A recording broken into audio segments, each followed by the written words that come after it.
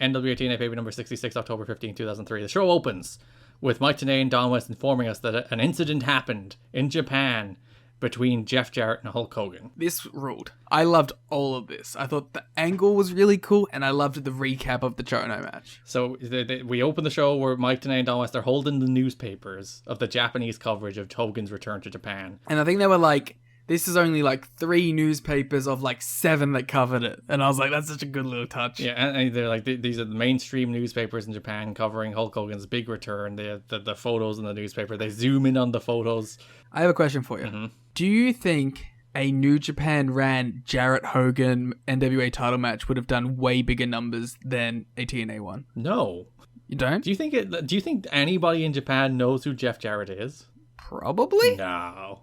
I think he probably could have gotten away with it. I think it would have done bigger than in the US, probably. Well, yeah, it would have done like basic New Japan show numbers, which is big, or like Hogan doing a New Japan date numbers, which is probably bigger than Hogan doing a TNA date numbers. But also, like, nobody in Japan would give a single shit about that match. I don't know. I saw the newspapers, Garrett. Like, Hogan wrestling a big Japanese star, like wrestling Chono for the first time, that's a big deal. Hogan wrestling Jeff Jarrett in Japan, nobody would care. Alright, that's Bullet Club's Jeff Jarrett to you, mate. There's also a note in the Observer, it's like, none of the reporters actually knew who Jeff Jarrett was when he did the angle where he attacked him backstage. Okay, that's really funny. I take it back now. You know what's funny? Like this, the Jarrett attacking Hogan stuff just reminded me so much of Chris Jericho's New Japan stuff, where he'd show up and beat up Naito at like a contract signing or whatever. Ripping off Jeff Jarrett, always. I was gonna say, like, Jarrett and Jericho have very similar auras in New Japan. I do like this. So they're showing all this newspaper coverage, and like there's the big photos of Hogan everywhere, and then like tucked in a tiny corner is a little photo of the Jeff Jarrett attack, and they're like, oh, look at this one too, we're in the paper. Yeah, they would have done big numbers. So yeah, they tell us about this incident. They show us the newspapers and say that they're going to show us the footage later tonight, which they do. Which they show the footage of Hogan beating Chono with the Axe Bomber Lariat. They show like the sold out Tokyo Dome, all 55,000 people according to Jimmy Hart. Do you think like they sent Borash with him to go like get the footage, and all these Japanese news people were like, who the hell is this guy? This Jerry Borash fellow. Yeah. And why did he show up just for the Hogan post-match? Just filming. I like the idea of JB just globe-trotting with Jeff to shoot shit. I don't know if JB was there. Maybe they just shot it themselves, and maybe it was just the regular New Japan backstage camera, but still. I choose to believe so, because Jerry Borash has ring-announced the Tokyo Dome. For multiple years. Yeah, so take it back. I think he was there. He was making connections. Or just that was TNA had a working relationship with New Japan. He was making connections. God damn! Why do you take everything from me? So TNA and West later in the show, they show us that footage of the match, and then they post-match angle where Hulk Hogan is backstage talking to reporters, and he's talking about how he's unfinished business in New Japan, and he also has unfinished business in the United States because he has never, Liam, been NWA World Champion. I think Hogan winning the NWA title would have been pretty neat, but also I imagine there's a lot of people who are like, no, that is not allowed. Do you think like Jerry Briscoe or Jack Briscoe or Harley Race or Dory Funk is just like, no? I like to imagine if you had have tweeted out, Hulk Hogan should have been NWA champion, people would have been in your quote tweets going, what? Clap emoji, do you even watch? Clap emoji? Oh, the Puro nerds would have been jumping all over me. So in the middle of Hogan's speech about how he wants to become NWA champion, Jeff Jarrett kicks the door down, bursts into the room, smashes Hogan over the head with a guitar, lays in some punches before Chono runs him off, and Hogan's laying there, bleeding in a mess in a heap with the Konami logo behind him. The symbolism for me and how much money I spent on that company. Ah, yes, you were lying in the heap for Konami, because they make the Yu-Gi-Oh games, don't they? Yes, they own Yu-Gi-Oh. Sorry, I'll do a second version of that joke. Symbolism for Hideo Kojima getting kicked out of his Metal Gear. Yeah, because Jarrett is Konami and Hogan is Kojima. I like to imagine that it was just like Hogan uttering the words NWA that summoned Jeff Jarrett to Japan. He just appeared there. He was like sitting down reading the newspaper in Hendersonville, Tennessee, sitting out in the lake being like, oh, I'm having a nice day. Then Hulk Hogan says the words NWA and he just appears outside the door with guitar in hand. Yeah, ready to go. In a completely different, in his all white outfit. to slap Hogan with the guitar, laying some punches. Hogan bleeding there, lying there. He's doing the, oh, you thought you could come to TNA? I brought TNA to you line that you will hear a lot in TNA history. I really liked this segment. I thought it was really good. Yeah, it was a good angle, I think, to jumpstart the entire the entire feud between Hogan and Jarrett. It only lasts a week because the match is off by the next week. But I think it's a good start.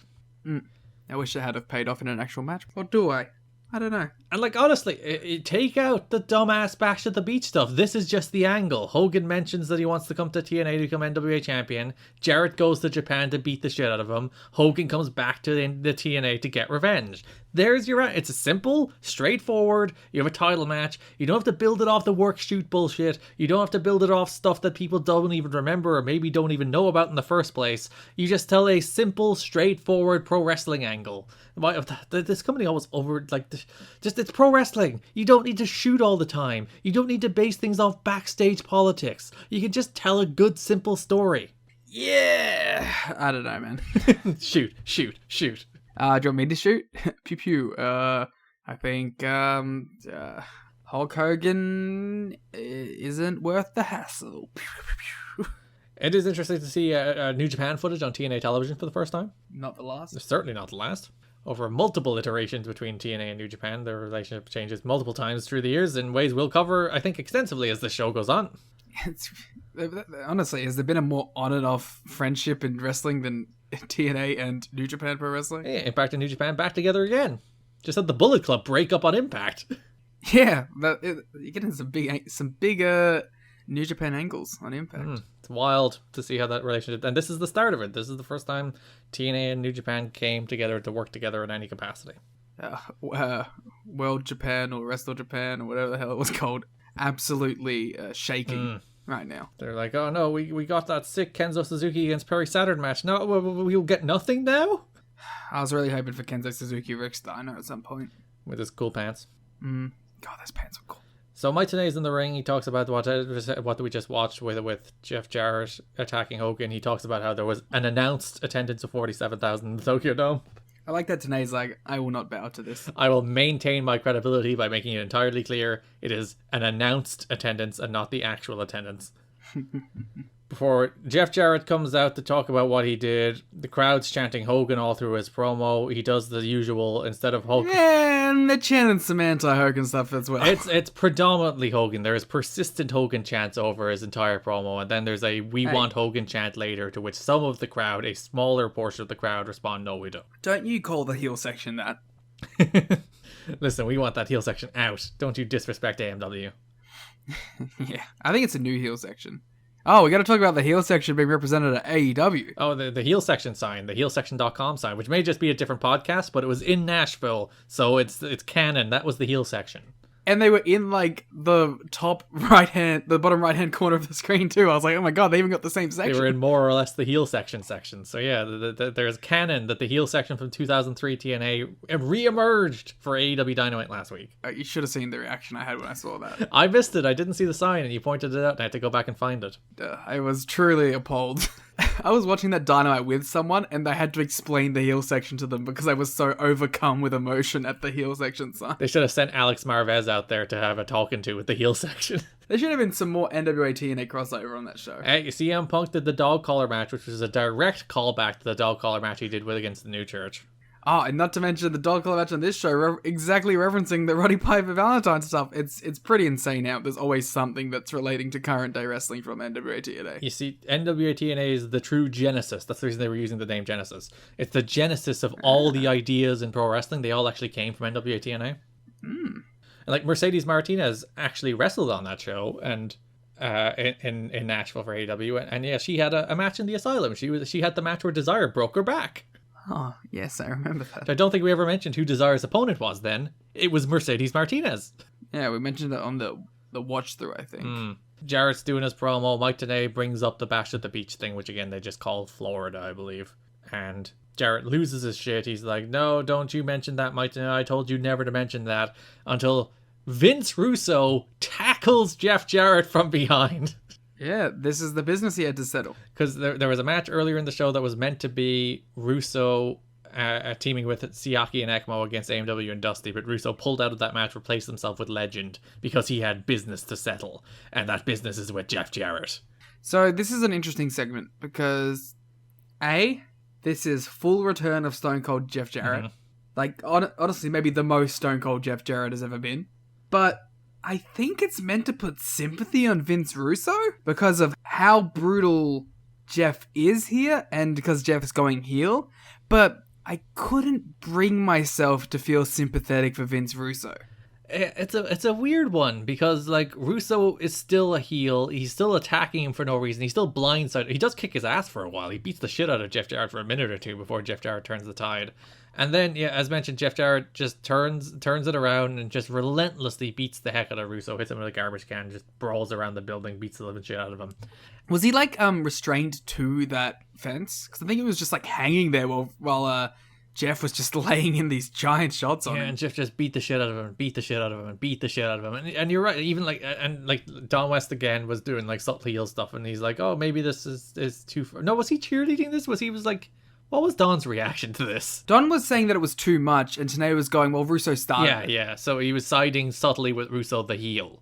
But maybe Russo's the babyface here? Because Styles is kind of a babyface here.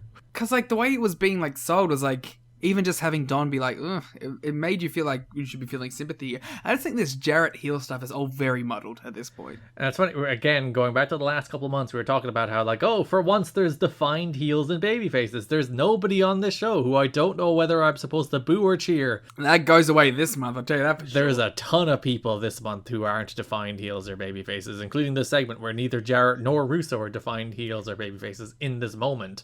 And, like, Jarrett's doing a heel promo on Hogan, so Jarrett's kind of a heel, but like Vince Russo is obviously still a heel. He never turned. Even in this show, he's like ducking out of a match against Dusty to do this brawl against Jarrett. So he's even like kind of heelishly escaping getting his comeuppance from Dusty as well.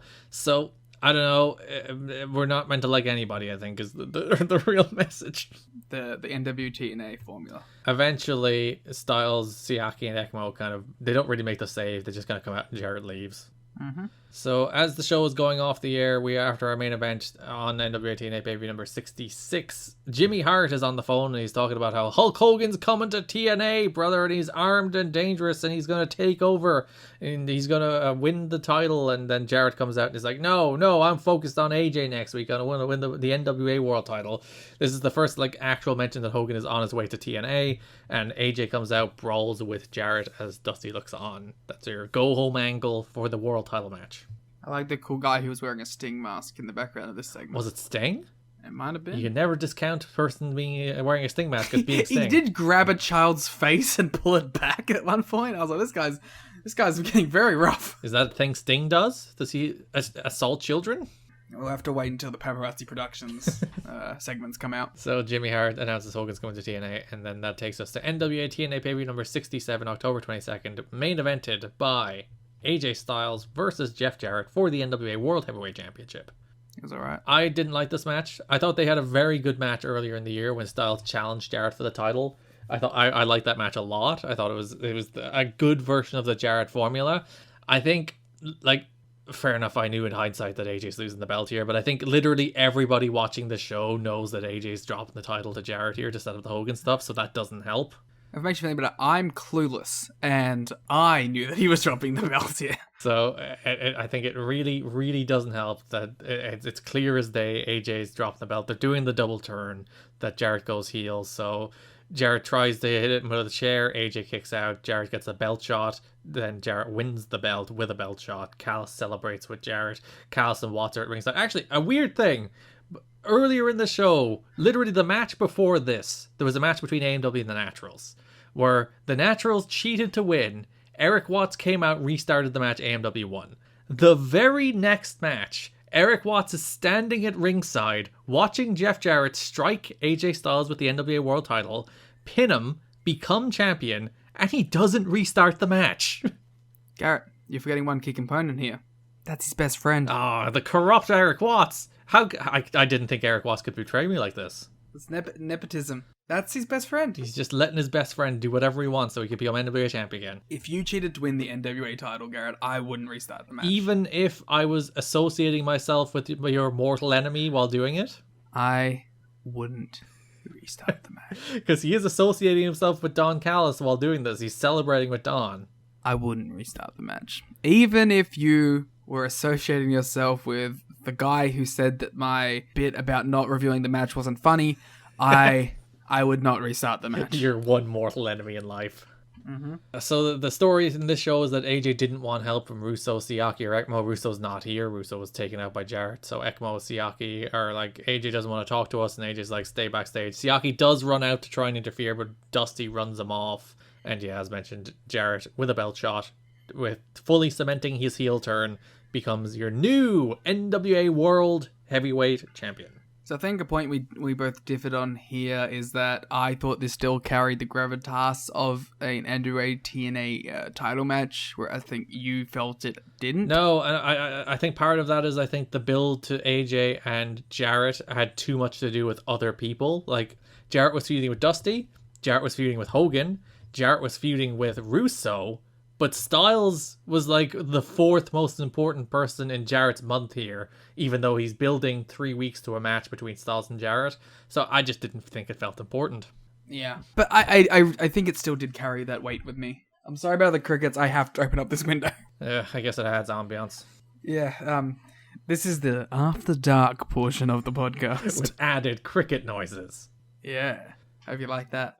Ooh, sultry. So earlier in the show, Jimmy Hart comes out and he's talking about how Hulk Hogan has signed with TNA, and the crowd go like, woo! And he's like, no, wait. No, the crowd go, wait, what? Because the way this promo is set up, this is the promo where he's announcing that Hogan is getting knee surgery and the Bound for Glory is postponed. After they announced Bound for Glory, they promoted Bound for Glory, and now they're like, Bound for Glory is postponed. They spent 2 weeks promoting Bound for Glory, and then Jimmy Hart comes out and he says like, I want to tell you that Hulk Hogan has signed with TNA. Every impression I do, it just ends up like Rick or Morty. It's Morty. It just veers toward Rick or Morty. Jeez, Jimmy Hart as Morty. Jeez, Jeff Jarrett. So yeah, Jimmy Hart comes out and he just says like offhand, like Hulk Hogan has signed with TNA, and the crowd goes like, well, woo, and he's like, oh no, that because he didn't say it as like a big pronouncement. It's like Hulk Hogan is signed with. He's like, no, Hulk Hogan signed with TNA, and the crowd is like, oh well, that's a thing we should cheer for. And Mike Today's like, oh hell yeah, that's the news we wanted to hear. And Jimmy Hart's kind of like taken off guard because clearly he didn't want to emphasize that point in his promo, given the next point in his promo, which is that he needs knee surgery. The November 30th Bound for Glory pay-per-view has been postponed. I mean, we've already talked about all this. Yeah, took the air out of the crowd a little bit there. I did like how Dave Meltzer reported that 37,000 people were in the Tokyo Dome for Hogan's match. Mike Tenay announced that an announced attendance was 47,000. Jimmy Hart has increased the number to 55,000 people on this show. Yeah, I think 55,000 is like the big kayfabe complete sold out Tokyo Dome number. So 55,000 people in the dome. For a building that I'm pretty sure does not hold 55,000 people for a wrestling event. Doesn't it hold like 35 tops? I think it's like around that 37 mark. So, no. This did not do that. So yeah, Jimmy Hart announces that Hogan is out of Bound for Glory and that the match is postponed, but it will definitely still happen, even though it doesn't. So Jarrett comes out after Jimmy Hart mentions Bash to the Beach. Jarrett's pissed. He's real mad. He gets in Jimmy Hart's face. He pushes Jimmy Hart over. He gets a leather strap and he just straps the living shit out of Jimmy Hart. Unfortunately, because of Jimmy's years and years and years of tanning, it didn't really show up. No, and even like we'll talk about the segment at the end of the show where he's like turning around to show his back. It's like you can see it. He's been whipped, but it's not. You have to like squint your eyes and really like focus on the whips on Jimmy Hart's back. All right, if I was a worker, I'm gigging that back before that promo. I don't think I'd ever gig my back.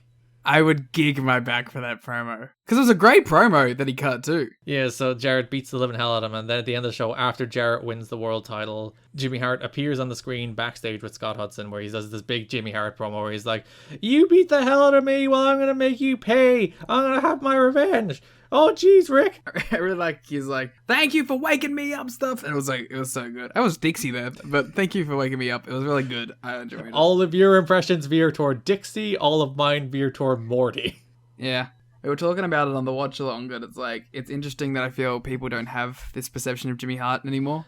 That he can be like this guy. Like, people are just like, oh, WWF guy with the megaphone. Like, funny comedy guy. Yeah, because, like, myself included, wouldn't have seen him as, like, an actual real manager and a dude who's a legit great promo. So to see a little glimpse of it here, where he does cut this fiery promo about how he's going to get revenge for Jeff Jarrett, and he's managed so many people through his career, and he has this long list, this Rolodex of people he can call on to get revenge on Jeff Jarrett, and one of them is going to come next week.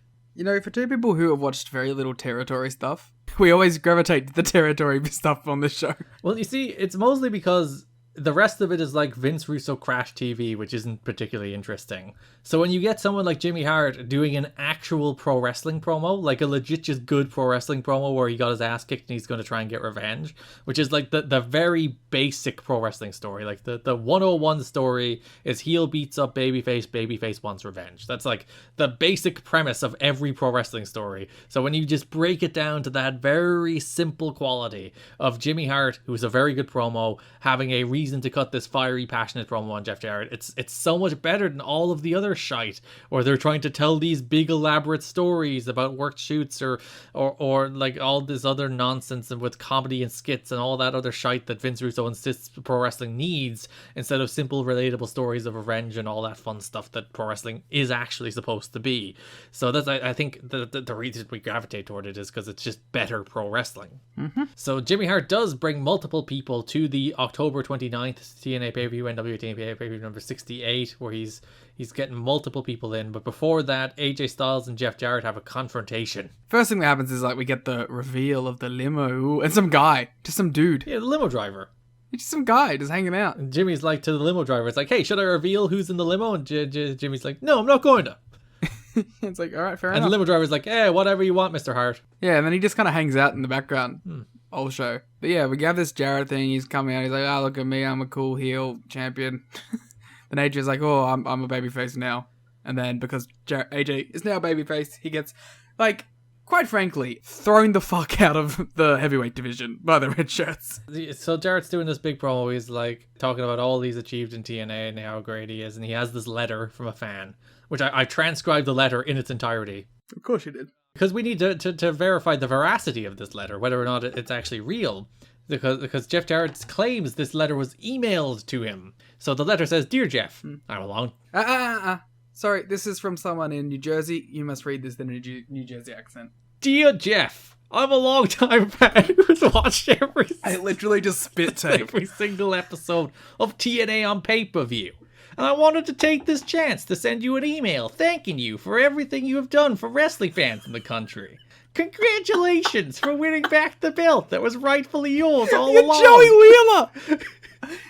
The NWA World Heavyweight title is the most prestigious title in the wrestling business. And the belt is in the right hands, with you as champion. Hey, Yuki! I also want to thank you for doing yourself and the entire wrestling world a favor by getting rid of Vince Russo the way you did. He is really a cancer to the wrestling business, and if you given a chance, he would have killed TNA. And finally, Thanks for going to Japan to take care of Hulk Hogan before he had a chance to come to TNA. As soon as I heard rumors that Hulk Hogan was coming to TNA, a little bit. I had a sick feeling in my stomach. And thankfully, you went to Japan and made sure you'd never step foot in a TNA ring. I will continue to watch every week. Hopefully, Jimmy Hart won't stick his nose in your business again. I can never get tired of you seeing you give that guy a beating like the one you gave him last week. The coffee. Thanks again, champ. Joey from New Jersey. Holy shit, it was Joey! Joey last name Wheeler. I figured it was Joey last name Janela from New Jersey, but you know what? We could say it's Annie Joey from New Jersey. After that reading, it was Joey fucking Joey Wheeler. It's Joey Wheeler from New Jersey. Shit. He's got like a Brooklyn accent, but you sounded exactly like him. There you go. Clearly. Hey, Yu-Gi-Oh! If you're recasting Joey Wheeler, I'm right here. Hey, Yu-Gi-Oh! The entire just entity that is Yu-Gi-Oh! We've already talked so pleasantly about Konami. I'm sure they'll be all for it. So Jeff Jarrett reads that letter, and then AJ Styles comes out. AJ looking like the jerk boyfriend from a rom-com in 2003. just looked like shit. He had his hair like spiked up. He's trying to look cool. He's the most 2003 looking man. Yeah, he's got to get that X Division hair again. Legitimately, I think that's what they're going for. So Jarrett's like, hey, why don't you go back to the X Division? Why is he Joey now? Everybody's Joey. Everybody is either Morty or Joey Wheeler.